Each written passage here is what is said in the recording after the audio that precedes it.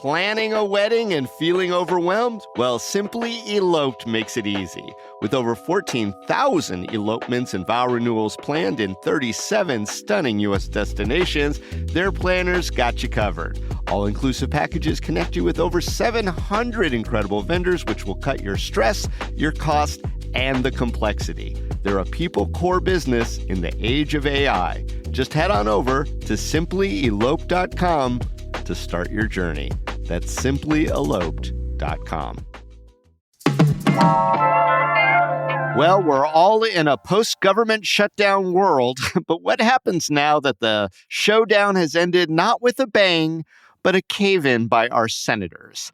Today on CityCast Las Vegas, I have a frank discussion with Representative Dina Titus. We cover her hot takes on that 43-day pause, and if she thinks, as a Dem, she can get anything done for us, given how everything went down. It's Wednesday, November 19th. I'm Dayvid Figler, and here's what Las Vegas is talking about.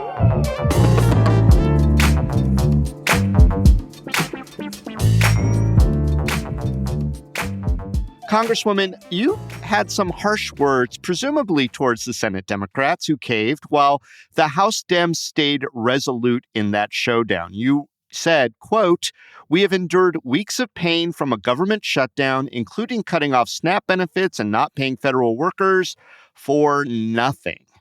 Have you spoken with Senators Cortez Masto or Rosen, and what have they said? Well, no, I haven't spoken with them. I've read their comments and their attempt at explanation for why they voted the way they did. Now, Catherine was consistent from the very beginning. I think she voted, a dozen times. Jackie surprised people when she flipped at the end after she had been so strong in saying that she wanted to support health care subsidies. So that was the surprise. I can't comment on why they made that decision. Wasn't one that I would have made. I thought that health care was worth standing and fighting for, and that we might have made some progress. And so now we'll have to go back again, but our position, I think, is weakened. Yeah. I mean, do you talk to our senators with regularity? And is this kind of like an anomaly that you're not talking to them about? No, we don't talk very much. Sometimes our staffs talk. When Harry Reid was there, we met on a regular basis, but I don't think that we've met once or twice since he's been gone. So given the shutdown resolved after a long 43 days, what is the general mood of you and the Democratic colleagues that you talked to back in D.C.? Well, when I've been home, I hear people saying, "Thank you for voting no. Thank you for fighting for us. Thank you for standing up for us." So there are a lot of Democrats who are encouraged to go back after the shutdown and continue to fight for those health care benefits. We're going to have some arguments over appropriations, and we're not giving up. This CR, continuing resolution, only lasts till in January. So there's another opportunity there. But the longer you wait, the more you kick it down the road, kind of the harder it is. Yeah. Healthcare, as you mentioned, and those ACA subsidies sunsetting, I mean, that was ostensibly at the center of the stalemate. So analysts predict premiums are going to increase dramatically. If nothing gets done on this in the next month or two before that next possible showdown, what are your next steps? Well, we're going to try to do it again, maybe by then, because will be such sticker shock from people when they get their bills in states that have Republican representatives or people who are in swing districts will come around, and we'll get some people voting with us because they'll see that what we said was true. ACA people will either have to pay a lot more that they can't afford, or they'll drop the insurance. That means no preemptive care, no preventive care. That will also put a lot of people in emergency rooms because they're not covered with regular hospital care. And who pays for that? Everybody else. So you're not just talking about the Affordable Care Act, you're talking about everybody having to pay higher premiums.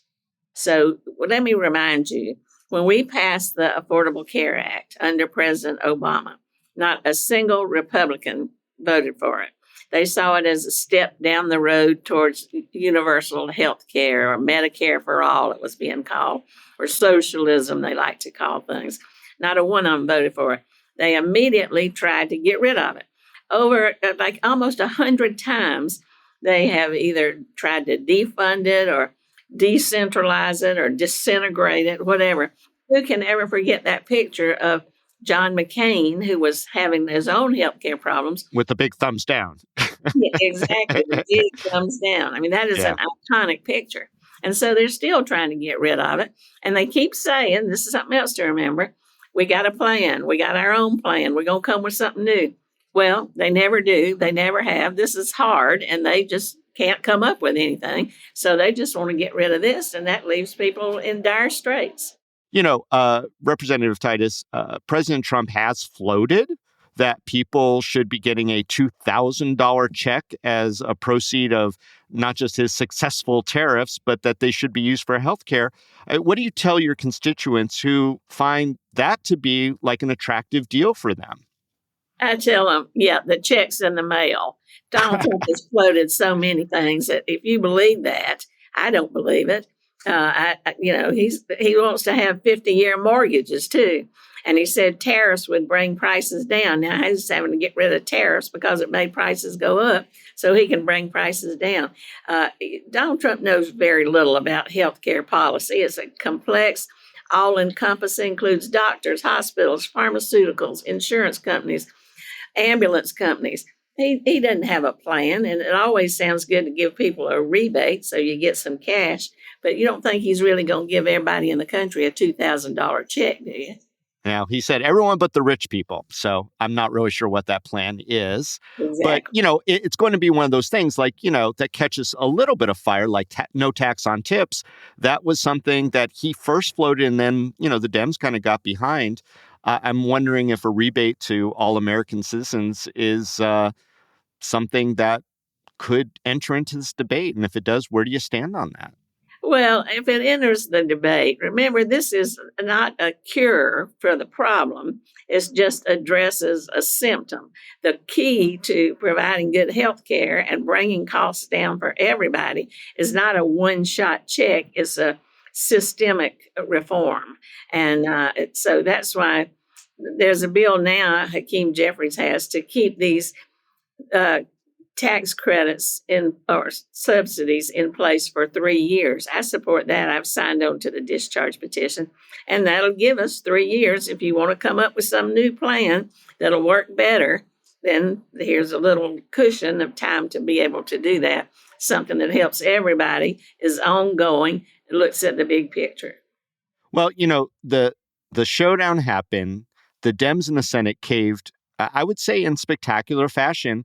How do you propose to save the ACA after it all went down that way? I mean, do the Dems have any sort of leverage or bargaining power left? Well, I'm an optimist, or I wouldn't be in this business. So I'll go back there and try to fight another day. Maybe we have some leverage at the end of January, but by then people have already started paying their premiums without the assistance. So it'll be harder to unravel. Like I said, if there are any Republicans in swing districts, we'll be talking to them to see if they might put some pressure on the president. And he changes his mind so much. I've read recently that they're talking in the White House about some way to save those credits. So if his public opinion polls show that he's going downhill, that people need these credits and want them, it could be just like the tariffs. He could just turn around and reverse himself. Yeah, I mean, if it helps the president and his party, which is not your party, to save some of these ACA credits in some fashion, would you be willing to sign off on that? Well, yeah, the point is to save the credits for everybody. And if it takes getting some Republicans to vote for it, sure. Okay, even if the Republicans get to claim a victory when they do it. Well, the victory is having people covered for health insurance. That's what I look at in the mirror every day and say, this is important to the people I represent.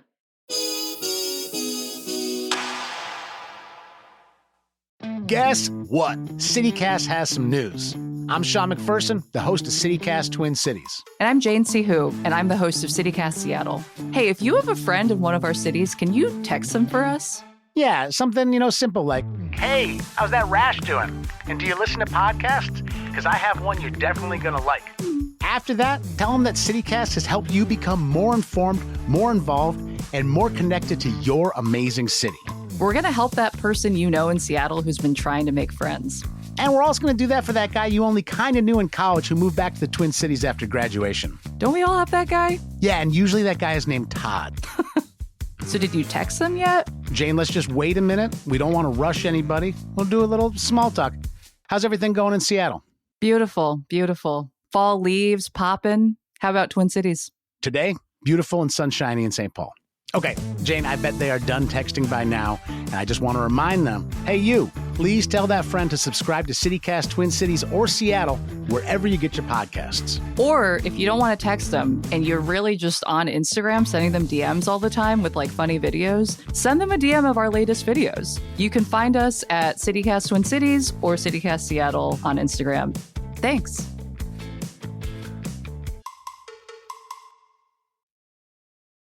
All right. Well, I would be remiss if I didn't talk about the one thing that through the haze of all of this seems to not go away. And that's all things Jeffrey Epstein. What is your take on this weird elephant that is in so many different rooms? Well, I signed the discharge petition a while back. I think the transparency is always good, whether it's Epstein or healthcare credits or boring company, whatever it might be. So I support releasing those files. It's interesting that the president supported it during his campaign. A lot of the Republicans did. And then they flipped and said, no, we don't need to release them. Now they flipped again and said, yeah, we do need to release them because the public thinks they're trying to hide something. And that's what it seems like. If you don't want to release the papers, obviously there's something in there you don't want people to see. I mean, what's your response to the argument that all this stuff about Epstein is really just political theater to distract from, I don't know, from the Republicans' position, the Democrats' failings, but I think from a lot of people's position, the real important issues of things like healthcare and, affordability of life. Well, affordability is a big issue. I just did a town hall last night with Zach Conine and Michael Naft, our treasurer and our county commissioner, talking about affordability, and things are just too high. And we need to figure out how to bring down those costs, whether it's groceries or housing or gas, whatever it might be. Right. But Epstein takes the wind out of the room when you have those conversations, doesn't it? No, it doesn't. It's not like I'm only talking about Epstein. I'm talk about Epstein because you asked me about him, what I'm talking about. Oh, fair. Yeah, well, no, and I mean, because we just keep seeing it come up, and I would love to watch my evening news and see nothing but discussions about affordability and healthcare, and I keep seeing Epstein. So I'm just wondering your take on all of it. Well, you know how television is. They like a good story. That's how we have so many debates on TV that are just the extreme right and the extreme left on these talk shows, because that makes good visuals or good media. You don't have somebody there giving you boring details about the policy because nobody really wants to pay attention to that. So it's partly the audience's fault. Yeah, I mean, we want to hear that for sure.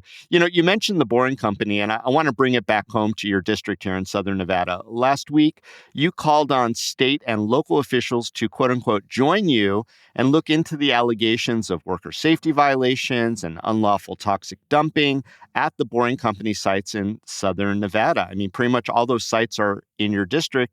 Has anyone answered your call? Well, there's more press coverage of it. Let me tell you what we are doing since we put that press release out. There's several things. I'm going to call on the county commission, and any member of the commission can do this, to put it on the agenda so you can get public input and a public hearing on it. A letter to the governor asking certain questions to be answered that have been kind of dodged up to this point. I'll invite my colleagues from the delegation to sign on to the letter if they're interested in doing that.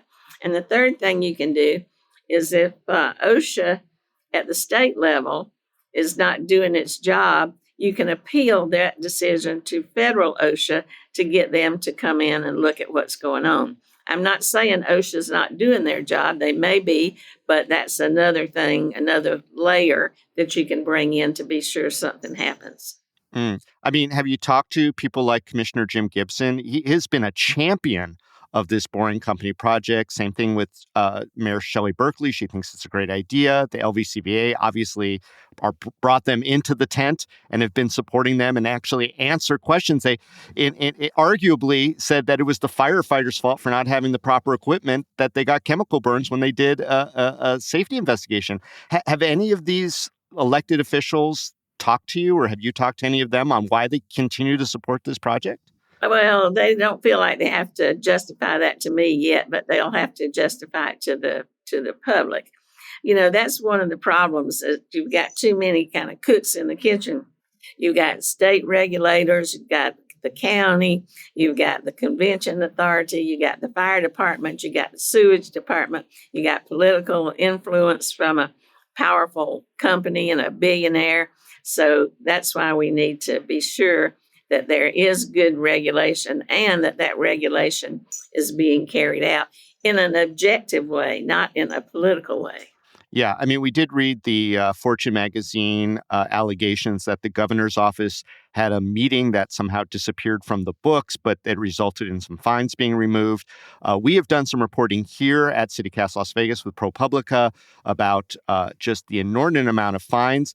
But, this is a very rich man who owns this company, Elon Musk, and fines don't mean much. And we don't know a lot about the environmental impact because they say that no federal triggers for environmental impact studies were necessary. So we're all kind of in the dark. Do you think that all of this warrants a congressional investigation that you could call for, since it seems like the Nevada jurisdictions are a little limited in their impact? Well, let's see what we can do here. We always like to do things here in Nevada first before we go to a federal investigation. It'll be up to the Republicans to call that, and I'm not sure that they are going to go against Elon Musk. Or do they like regulation? They're trying to do away with all kind of environmental regulation, so there probably won't be much success there. So that's why I want to start here at the state level. Yeah. Do you think that, Dina, you're the Nevadan who will stand up to Elon Musk on this project? Well, there are others who have, but at this point, I certainly am, because that tunnel goes right through my district, right from the convention center to the airport. There are houses on top of it, apartments, streets, businesses, the university. That a lot of people will be impacted. And we got to be sure that what happens underground is just as safe as what happens above ground. Yeah. I mean, we don't specifically know what's being dumped into our water source. And I would figure that would trigger some federal regulation outside of what's happening in the state. But I don't know. Well, that's right. So we will pursue all those possibilities, because you can have good regulations on the books, but if you're not enforcing them, what good are they? And you mentioned how wealthy he is, and he's getting all these fines. It's not the money that means so much to him. One of the things they're doing is they're kind of using Las Vegas as a guinea pig, because they want to do these kind of projects all around the country. They see this as a real source of income, because they think it's going to make a lot of money, and they don't figure out how to do it here. And we don't really want to be prey to first time mistakes. Yeah, we have seen, efforts in Nashville and places in Texas as well. So I see your point on that. Well, Dina, I really appreciate you coming. I call you Dina just because we all know you. You're our longest serving member of Congress, I think, at this point in Nevada. Is there any other legislation that will benefit Southern Nevada that you are working on right now, or that we should keep our eye on? Oh, absolutely. A big one. And that's resuming nuclear weapons testing. The president is doing saber rattling and said he wants to start testing again. Then Putin responded and said, okay, we're going to start testing again. And the only place to do that is out here at the Nevada test site. So I have a bill that we can't use federal money to start that up. It'll put our folks in jeopardy again after we did it for so many years. We haven't done it since 92. We knew it wasn't a good thing to do. And it will also possibly cause an international arms race. So I think that's one to really watch. Yeah. I mean, when the last tests were done out at the test site, both you and I lived here, and Vegas was a much smaller footprint. Now, Vegas goes almost all the way up to the test site itself, and I can't even imagine what the repercussions of being so close to that sort of testing might be. That's right. And we can do testing. It's subcritical. It's more analytics, but it serves the purpose in a safer and probably more effective way than blowing up the bomb itself. So that's already been developed. We do it now. We can continue to do it. But you don't want to go back to pre-1992 to start testing weapons again. And you're right. We're almost out to the test site with development of housing. Yeah. I mean, I guess maybe that's the last place that I'll end it with you is, that development. I remember back when you were in our state legislature and you talked about making sure that we don't sprawl out too far for all sorts of reasons, I would imagine even including this. But a lot of your colleagues, it's bipartisan, are calling for more development way out into the BLM. What's your response to that? And is there anything federally that you think should be done to maybe put the brakes on that concept? Well, absolutely. I had a bill called Ring Around the Valley. They put my picture on the cover of one of the developer magazines with a noose around my neck. It was like ring around the collar. But I said you should do a higher density, grow up, not grow out. And there are people who think that getting more land is the silver bullet to dealing with our housing problem. That's not true, because housing problem is across the country and other places don't have this kind of land restrictions that we do.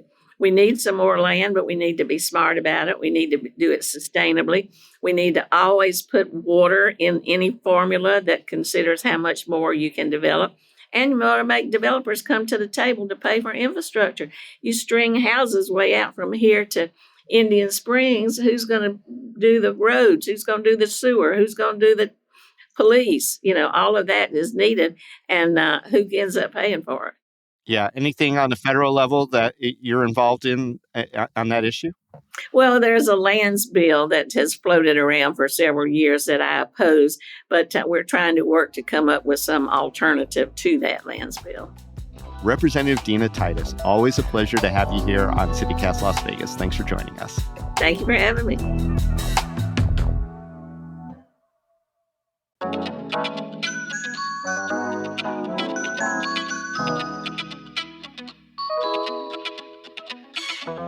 And that's all for today here on CityCast Las Vegas. If you enjoyed the show, go tell a friend. You could also rate our show, leave us a review, and subscribe to our morning newsletter. And don't forget, you can support this show and get some great perks by becoming a CityCast Las Vegas neighbor at membership.citycast.fm. We'll be back tomorrow morning with more news from around the city. Till then, stay lucky.